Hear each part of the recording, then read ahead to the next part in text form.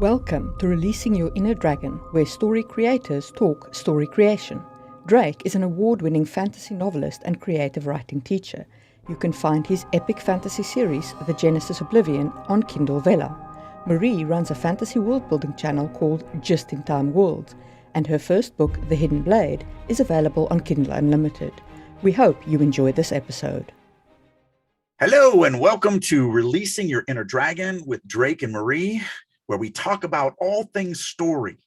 Today, we're going to be talking about my favorite topic, which is point of view. We're going to be talking about first, second, third. Actually, we're probably not going to talk about second. We're going to be talking about first and third, omniscient, limited, different things that I think about, tricks and tips on how to use them to really take advantage of the power of point of view. And we're also going to be talking about something that Marie brought up, which I'm really excited to delve into, which is also framing the narrator and how we're going to, kind of use a device maybe to tell the story, because the traditional way is just the narrators telling the story, but there's other ways. Maybe it's a diary, maybe it's somebody telling a story that they've already lived through in the past, or maybe it's whatever. So we're going to talk about that as well. So welcome. I have a particular interest in this because I've recently encountered a number of point of view expressions. And one of them that really jarred for me was I encountered a story that was written in first person, but with two narrators. The switch between narrators was really, really strange. Well, let's take two steps back. So 2 steps back would be to keep in mind that creative is the first word in creative writing. We can break any rules, even the golden rules, like the golden rules, which would be 1 step back. Point of view is one of those golden rules that you just can't break, because the problem is when you break them, you can never do it flawlessly. That's why they're a golden rule. One of those rules that just when you break them, it really hurts more than it helps. But if you take 2 steps back, we can break any rules we want. And so that's where you run into some of these writers, and they don't really understand the golden rule. They don't understand it. And that's always the first rule of rule breaking is if you don't understand the rule, then when you break it, you're going to do it wrong every time, because you don't even understand that you're breaking it. And so therefore you're not going to take those steps to mitigate it. So I preach this all the time. If you're writing in first person should be written in a story that has one narrating character from start to finish, period. And there's a whole bunch of reasons for this. You're actually creating this illusion that you're putting me inside of this first person character. It breaks the illusion. Even if it's 2 dudes or 2 girls, they're still different. They still have different motivations and different desires. And so you're in this one chapter of I that has this motivation and desire, and then the second chapter of I that has completely different worldviews. And so it just doesn't work. It breaks it every time. And why would you even do it when third person is designed for it? Third person allows you to name those characters, and you're not dealing with I as your only pronoun. And so if you're writing a story that has multiple characters, you should do it in third person. It's there for you. So I think that there are many writers who don't know that if you're writing in third person, you can necessarily write as deeply as you would in first. You know what I mean? Like they don't think that you can bring in the emotional element and the context of even up to what they're thinking. Now, I personally don't like interjecting characters' thoughts into the narrative, but unless I'm in first person. And I do it every page, if not twice a page. Yeah, and that's fine. That's just stylistic differences, right? In third person limited, I can interject the emotions and the general sense of what they're thinking. So in my book, Point of View, What's the Point? Like, I have an entire chapter where I take some of my first person writing, which is very immersive and very engaging and very in depth, and I actually changed it to third person. And the only thing I do is change pronouns. I don't change sentence structures. Everything works flawlessly because, I write first person so deep, but then I also take some of my epic fantasy third person stuff and I change it to first person. And again, all I do is change the pronouns to I. Exactly. And nothing needs to change. You can write third person limited, and that's why I feel that third person is actually more immersive than first person, because Yes. the limit, if you write third person limited correctly and you really push it to where you push that reader inside that narrator, there is just something magical about when you're reading about Conan Mm, or Bilbo or mm, whatever. You have a much easier time of suspending disbelief that you're not that person, as opposed to me saying I yeah. went to the bar and I met this person and I did this thing.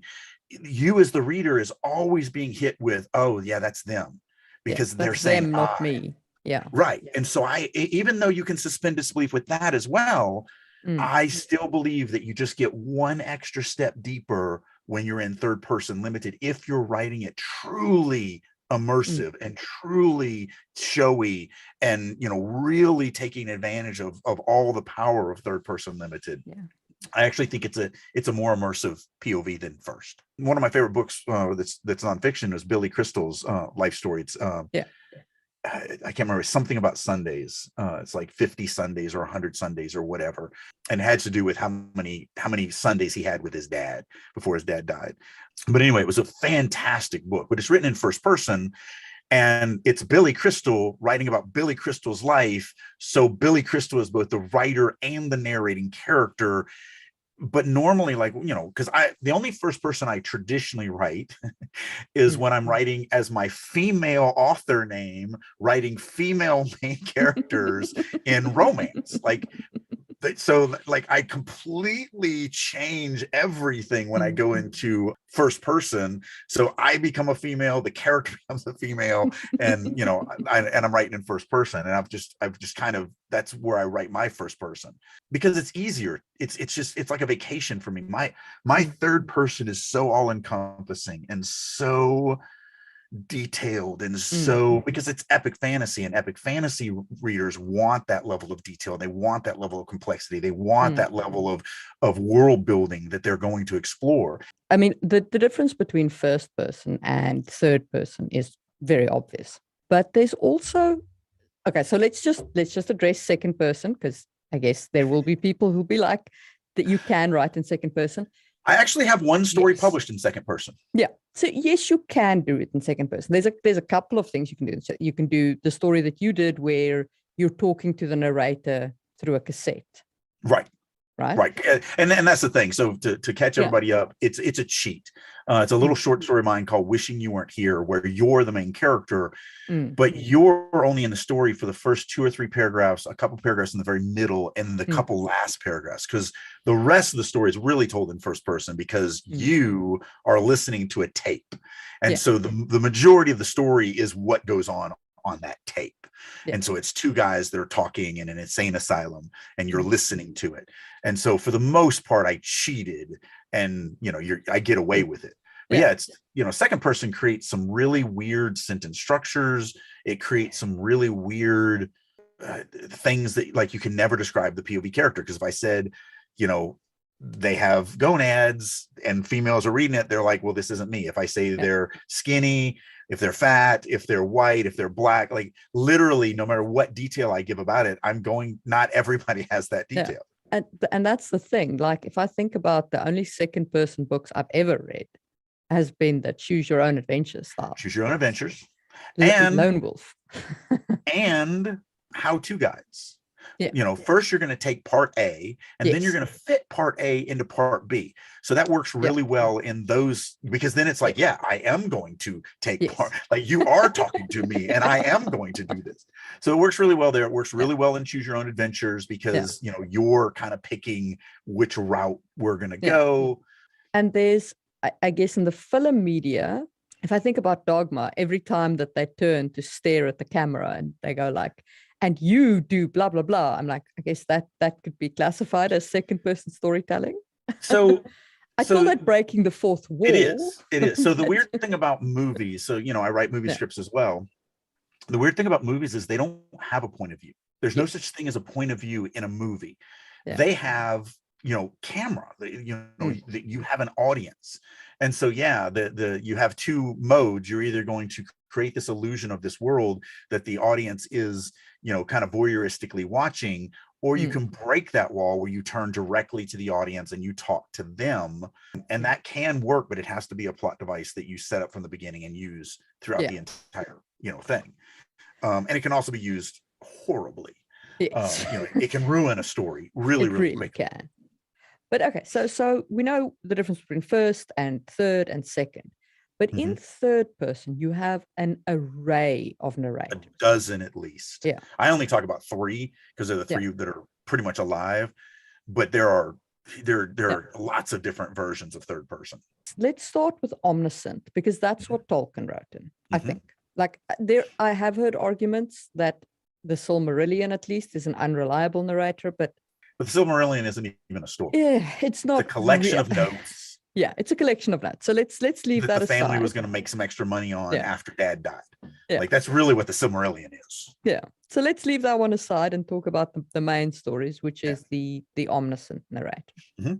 I guess, what would you define as the omniscient narrator? Omniscient is when there's a third-party narrator who's telling the story, who is not in the story, who has no part in the story. Now, the thing that I stress on this is this could be you, the writer. You, the writer, could be that third-party narrative that knows everything. I have all the facts. That's why you can never be inside of any character's head. You know what everyone's thinking, and you could reference that. You can say something like, it's sort of like in Lord of the Rings, there's the scene where Frodo is kind of sussing out Strider for the first time. And he's like, I feel like, and he even said something like, Frodo felt like a lot of people would see this guy as a thief, but he also knew that he would feel more, whatever, and so he kind of has that, but he never does inner monologue. He never says, and then Frodo thought words like blah, blah, blah, blah, blah, blah, because in Omniscient, you're not inside of any character. You're only on the outside looking in, and you have all the facts and you have and that's why you can never have an unreliable omniscient narrator, because when you on purpose lie to a reader, they hate it every time. They feel cheated. They feel, because you never gave them any ability to figure anything out. So like there's one Agatha Christie book where it's not an omniscient, it's in free under discourse, which is what most people write in. But you're the narrator and you're like, oh my God, there's a murder. This is so terrible. I've got to figure this out. And you go the next murder and the next, and at the end, you find out the narrator was the murderer, which means they knew they were the murderer and they were just freaking lying to you flat. And so you don't feel fulfilled at all. Like it's a book that I walked away from going, I hate you. I literally hate everything about you and would never read you again. But it's Agatha Christie. So we know that that's not something she normally did. It's that kind of plot twist that comes out of nowhere, as I call it, as I've said earlier on this podcast, the 400 foot of rope phenomenon. Yeah, the 400 foot of rope phenomena, indeed. Just comes out of nowhere just because you need it. Your omniscient narrator knows everything, but it doesn't allow you to really embed into the characters, right? That's the downside of the omniscient. A lot of people writing an omniscient think they can head hop, that since I know everything, I know what everyone's thinking, I can give that information to the reader. That is also false. You have to have a focal character, and you can only give the what that focal character is thinking and experiencing and feeling. So like Lord of the Rings is perfect. We have Frodo sometimes as our focal character, and only if you read those chapters, only what Frodo is feeling internally and only what Frodo is thinking internally is ever referenced. And again, it's not we're not immersed in it, so it's definitely the POV that pushes the reader the furthest from the story. Which is why it's a dead POV. You should not write an omniscient. Omniscient is just bad. But then but we're Frodo. But later Strider becomes, the focal character, or Merry becomes the focal character, or whatever. Or it might have been Pippin. I can't remember which one of them was the focal character between the two. But even when it was Merry and Pippin, and they were off on their own little adventure, only one of them was the focal character, and it never gave the insights of the other, even though they're kind of treated as one character, he still doesn't even break that rule. So he was really great at running his omniscient. But now you say you shouldn't do it, but you can do omniscient if you do it with a good framing device, right? Because like How I Met Your Mother could be is an omniscient. The storytelling side of it. Once we get into the episode, it's not. But the beginning, the end, whenever we see the two children, and we're having a conversation with the two children, Yeah. then yes, that's definitely in that omniscient, I've Yeah. already, like this, I'm going to tell you the story of how I met your mom. You're Yeah. 14, you're 12 or 16 or whatever. I can't remember what Yeah. they were. So I've already met your mom. We've already boned. We had children. You're sitting here. All of that is already fact. Yeah. So yeah, we absolutely have all the information, and now Yeah. we're telling this story, Yeah. So from that perspective. So if that was written in a book form, that framing device of the narrator would be in the Omniscient. But I feel like if you're going to do that, then you have to have a framing device. And the weird thing is, you don't have to you have Omniscient as your framing device. Patrick Rothfuss uses the framing device of the dude sitting in the tavern, which is told in, I mean, it's been a while since I've read those books, and I only read them once, so forgive me, but I think that it's written in first person in the tavern. What Pat did, which was really interesting, he has his main character, and his main character is written in first person. Yeah. Then he has other characters that are narrating characters, but aren't that one person who's going to do this quest. And so they're all written in third person. And so that was the framing device that he used, where he was separating his one main POV, his one actual protagonist is written in first person. And then anytime he needed to have other narrators give other sides of the story, he brought them as a third person limited narration, so that it framed them completely different between the two. And as I recollect, those only occur in the story that he's telling as the tavern keeper. So I need to reread them too. Yeah. So that I can remember all that stuff.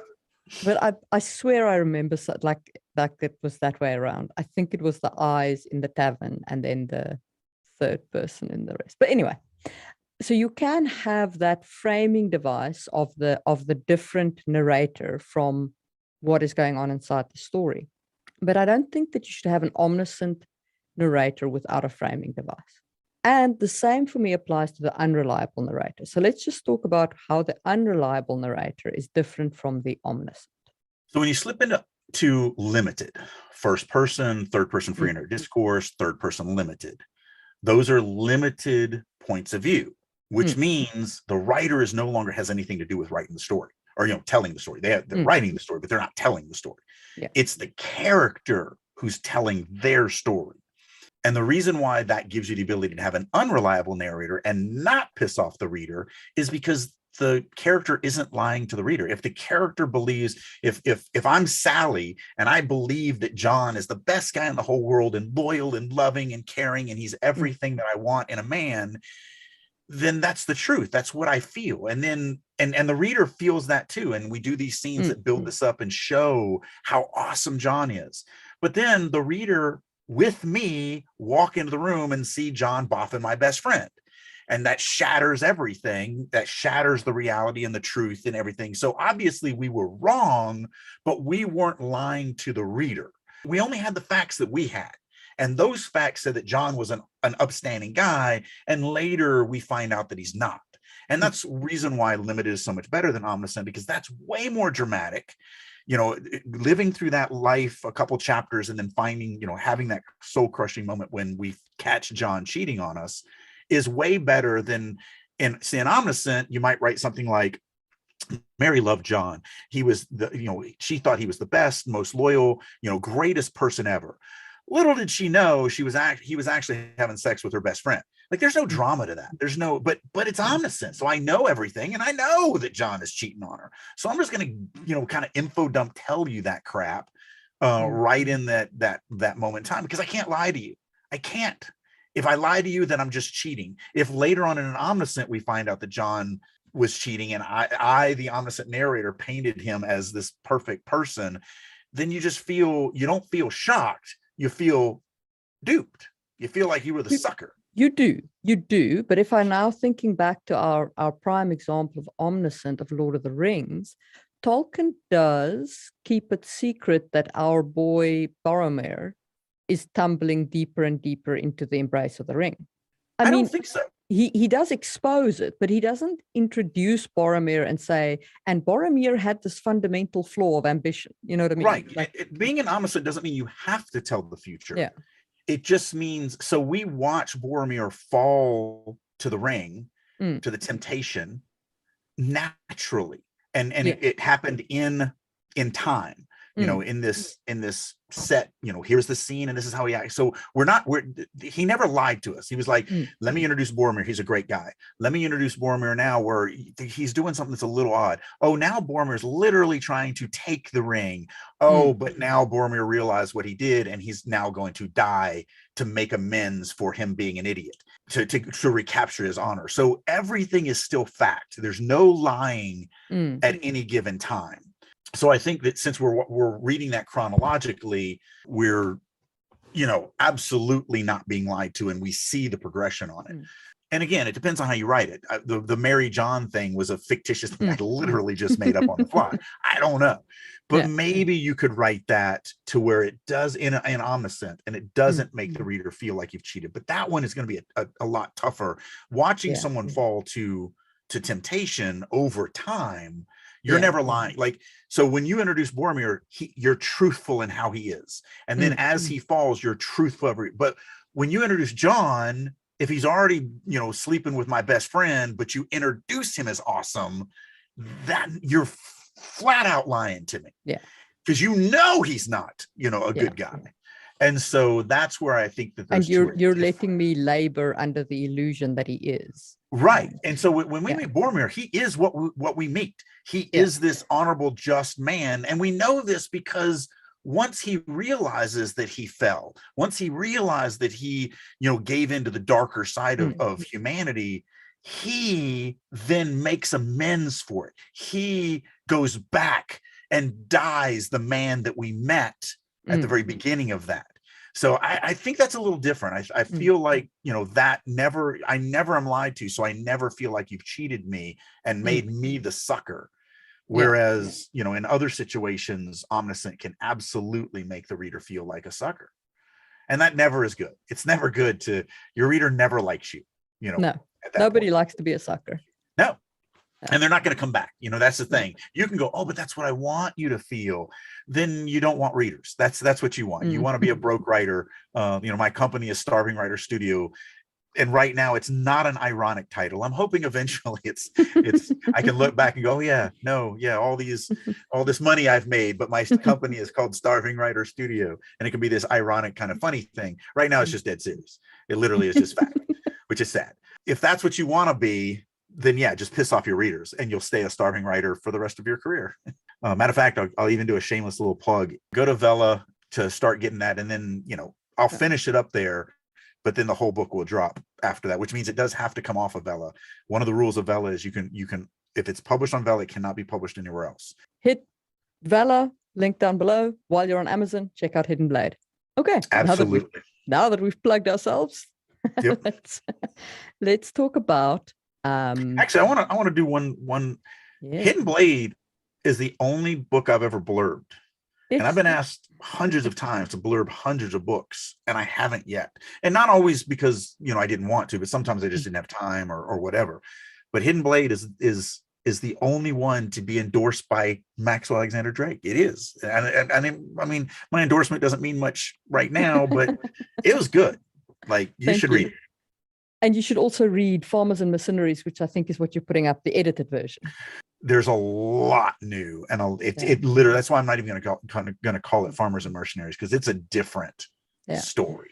And I have beta read that, and I can highly recommend it as well. So go ahead and check that out. I appreciate that. Back to narrating and point of view and everything like that. So I want to delve a little bit more into framing devices, because I really feel like this is an underused thing that can add quite a lot to a story. Depending on the story, yeah. Yeah, depending on the story, obviously. You know, but like How I Met Your Mother, to me, it's my go-to on this one, because the framing device was what made the show good. It's what set the... Sorry, no, that's not entirely accurate. There's a lot that made the show good. Right. Wait for it, dairy. Just everything. I mean, I'm a huge Neil Patrick Harris I fan. love Neil Patrick. But what drew me into the show in a very large part is this concept of the story being told from the future, looking back at the 90s, this framing device of the narrator. I also think it was their downfall, but let's go. Yes. Because we're going to talk about that in the next episode. We're going to talk about endings, and I want to come back to. And we will definitely be talking about How You Met Your Mother in endings, because yes. Because again, you're right. The framing was great in this whole, hey kids, you're now teenagers. Let me tell you about the time when I had just gotten out of college, moved into an apartment, got some roommates, made some really good friends, and I hadn't met your mom yet. Like, this is back when I was single. So let me take you through this story of that. And that's a great framing for this, because then you actually have this groundedness of when you get into the episodes and they're crazy and all this stuff is happening and you're learning, you're like, yeah, but they're going to grow up. They're going to become responsible adults, you know. There's another framing device in the TV series that I actually found really interesting. And it isn't as fully realized as How I Met Your Mother, but did you ever watch the procedural drama Castle? Oh, yeah. So in Castle, the narration almost starts with the writer, you know, he's looking for the story for his book. In places, Castle talks about how he's going to, you know, prose write the scene that they're in, which is also a very interesting framing device for that kind of narration perspective.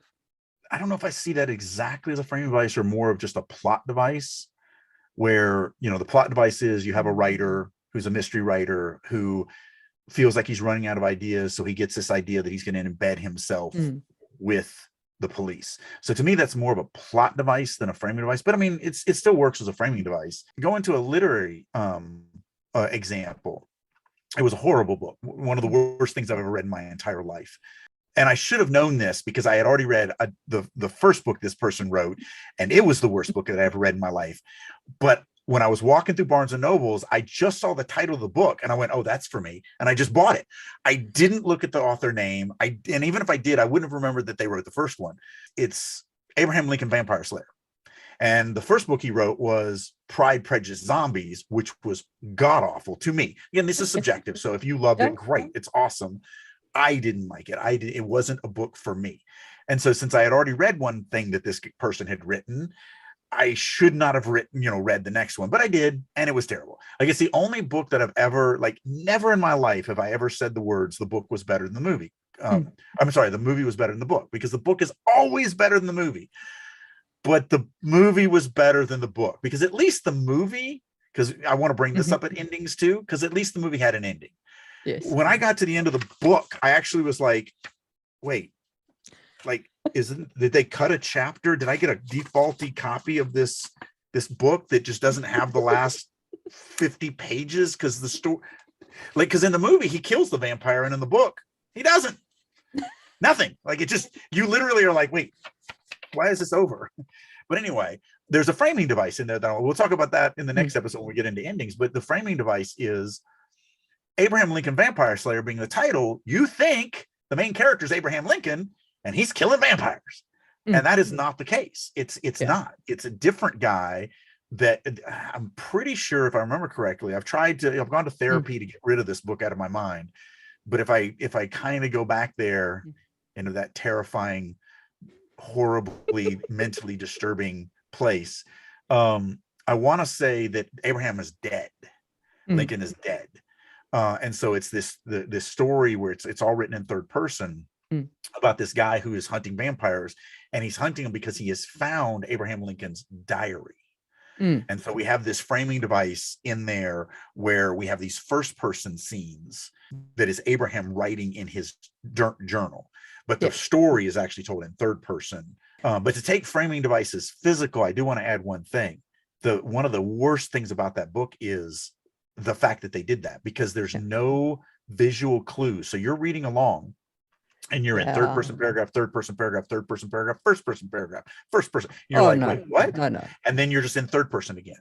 And I don't understand why they did that, because literally if they had all they would have to do is make a little graphic of what looked like a page from a journal, and put the first person stuff inside of that. And as soon as you hit that visually, you would go, oh, yeah, I'm now reading a journal. This is different. Even just put in a scene break, even just anything. Scene break would have worked as well, but they didn't. It was literally a paragraph to the next paragraph as if nothing was there. You have to break. You have to break. It was insane. Into your framing device. If you're using a framing device, you have to break in between your framing device and your story.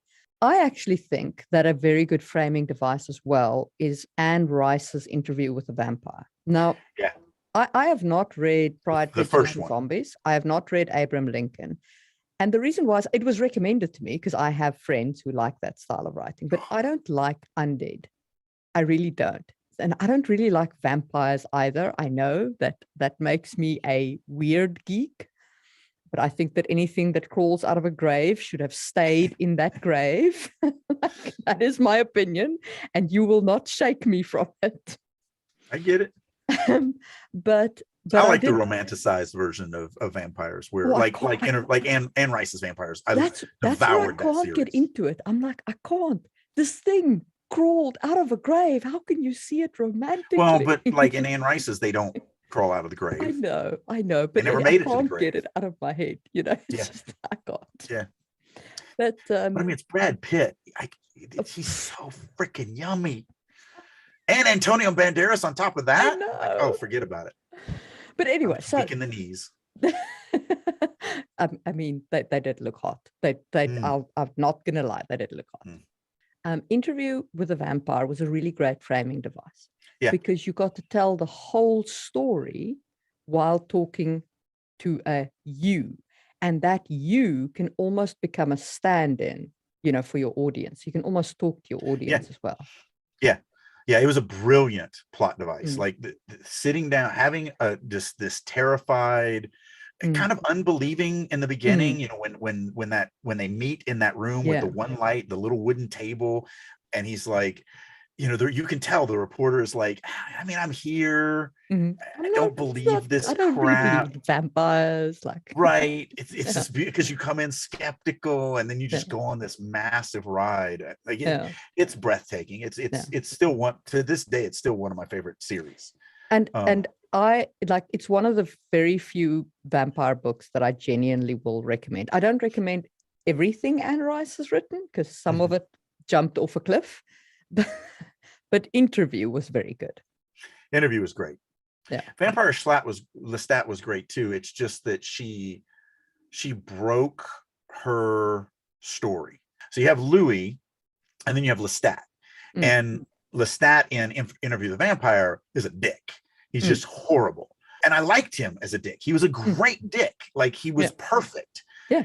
But she decided he was an asshole. He was supposed to be an asshole. Right. But she decided, and she doesn't admit this, but this is just my take on it, my opinion. I could be absolutely wrong.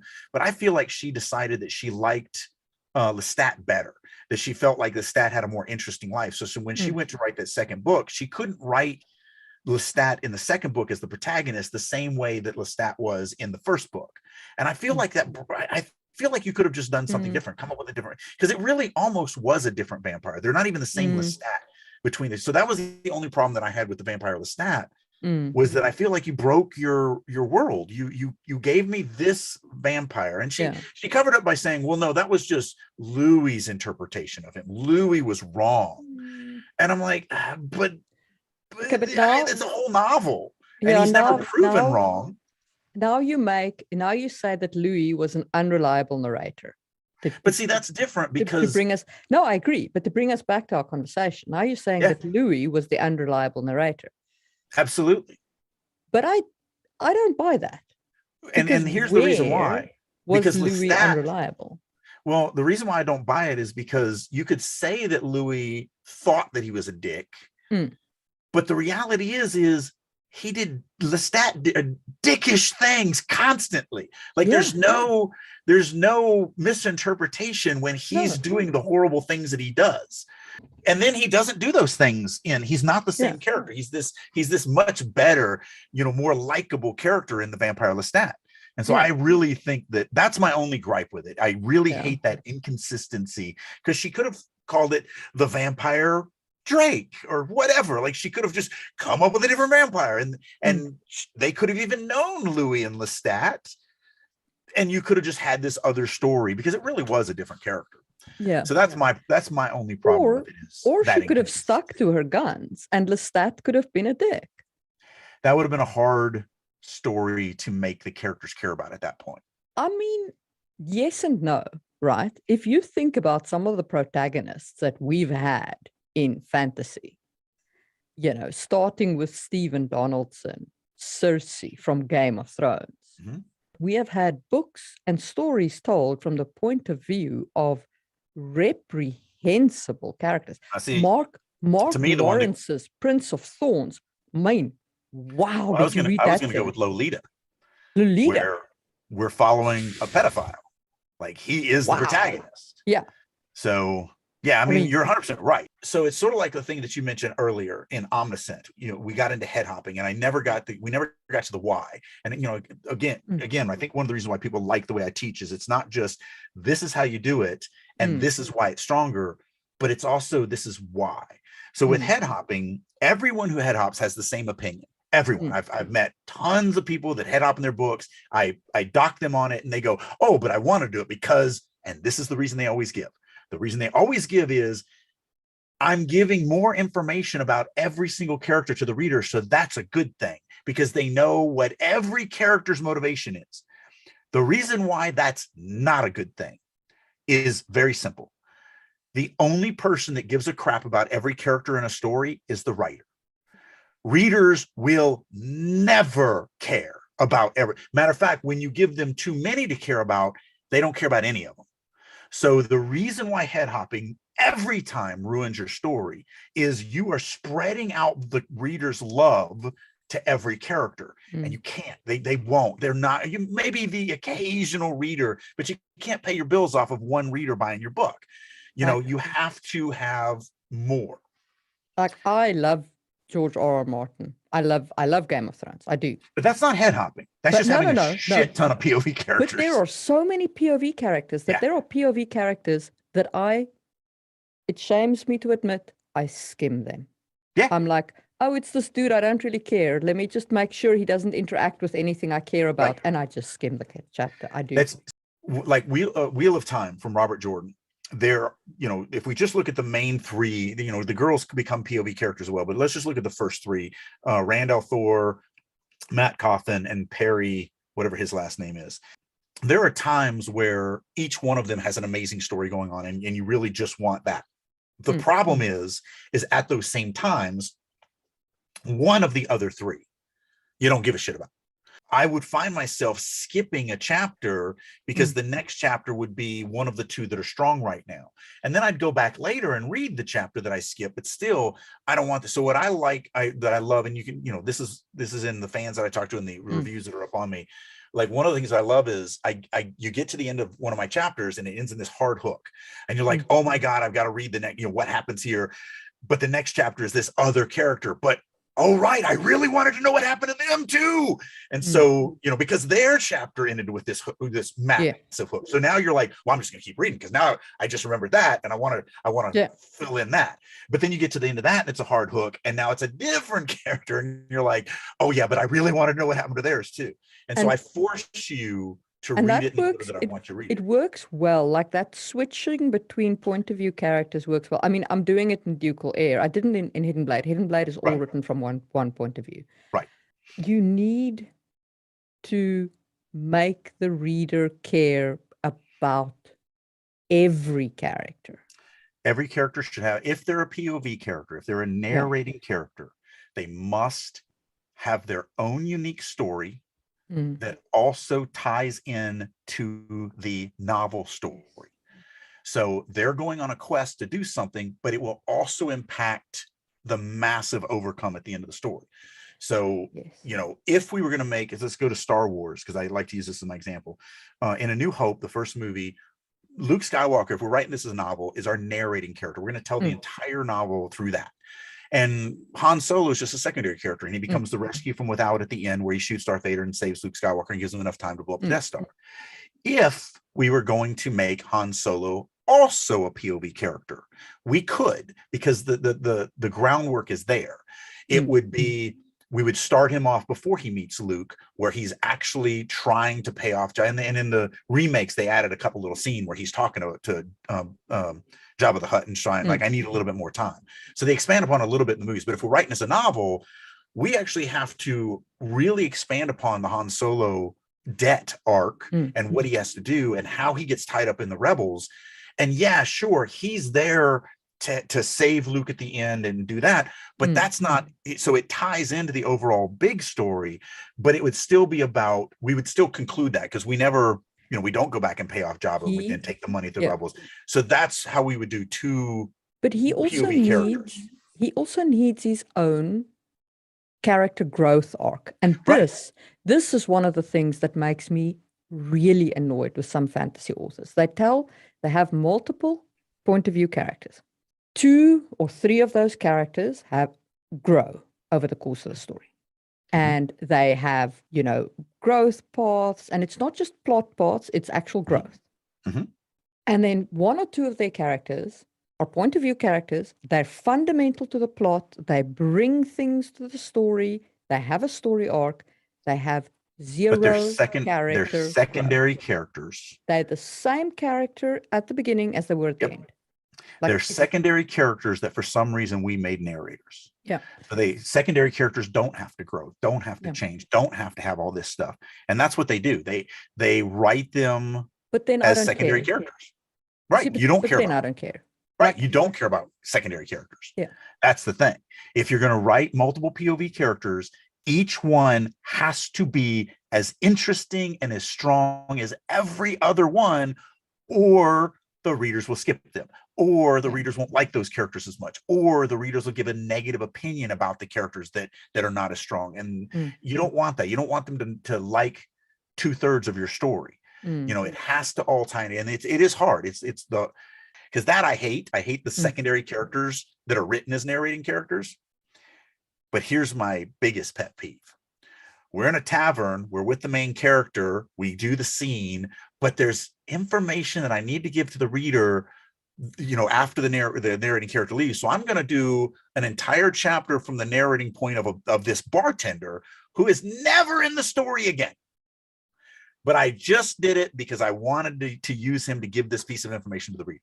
So now you're talking about not even a secondary character, you're talking about a tertiary character with not only no growth and no thematic element and no tie into the story, but literally is a tertiary character in one scene and never seen again. Like I've seen that so many times, and it just freaking kills me. When you run into a situation like that as a writer, say, oh, wow, this is difficult. The knee-jerk reaction is to just jump in this bartender's head and give the information to the reader, but I know that's cheating and that's a crappy way to write. So now I'm going to struggle. I'm going to push myself as a writer and have to work. Yes, oh my goodness, writers have to work to actually figure out an organic, dynamic, interesting way to get the information that the bartender could just info dump on the reader and figure out a better, stronger, more interesting way to get into the story. I think that is a good spot to end our conversation about narrators and framing devices. And we will catch you soon for another one. Thank you very much. Hey guys, Drake here. Thank you so much for listening to Releasing Your Inner Dragon podcast. I hope you're getting a ton of information and maybe even some nuggets of gold that you can take into your own writing to help you on your journey of story creation. A couple things I want to throw at you. First of all, for the first time in years, I am opening myself up to being a private mentor again. If you would like for me to work with you to improve your writing right now, reach out to me. You can either go to my website, maxwellalexanderdrake.com, and send me a contact form, or just email me at author@maxadrake.com. Also, as many of you may know, I've been out of the novel game for quite a few years. I was the lead fiction writer for EverQuest Next from Sony. I've been in the movie and TV industry for a few years now, but I am excited to say I'm back into the novel game. I've actually been working on a novel for a little while now, and I'm going to start dropping it on Amazon's Zavella. So if you're on that platform, look me up, Maxwell Alexander Drake. Thank you again for listening, and as always, keep writing. Hi guys, this is Marie from Releasing Your Inner Dragon. And I hope you're enjoying the podcast. If you're interested in more content on fantasy world building, head over to YouTube and look up Just in Time Worlds. I release tons of content there. If you'd like to check out my book, The Hidden Blade by Marie M. Mullaney, it is available as an ebook, audiobook, and print book on Amazon. Thanks for listening and see you soon.